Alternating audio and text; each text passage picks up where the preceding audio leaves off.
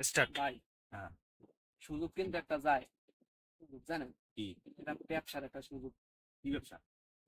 ঠান্ডা ধরে ধরে ধরেন বিদেশ টিদেশ এইসব দিকে দিলেন ঠান্ডা হবে কি? ঠান্ডা তো মুখ এলাকায় পাওয়া যায় না। ঠান্ডা পাওয়া যায় মরুভূমিতে। নাকি ভঙ্গা টঙ্গা ধরেন দিমু কমবে কাতার যাইবে সৌদি পেটাই দেবো। আমার ভাই বেড়াদার আছে কিছু ঠাকুরদারে আমরা ধর্ম কম দিয়ে ওই যে আমার ঘরের পিছনে জঙ্গল আছে একটা, হ্যাঁ, পেয়ার আছে, হ্যাঁ, এই দেখুন ধর্ম হ্যাঁ। ধরে এবার দিয়ে দেবো। হ্যাঁ, হ্যাঁ, বলো না, ঠান্ডা এটা গুল বলো। আরে আমনে আর মই চিনি গুল, হ্যাঁ, বিদেশি মানে খেয়ে বলবো যে গুল নাকি হ্যাঁ, ঠাকুর ধরাই দেবো ঠান্ডা কুইয়া। হ্যাঁ।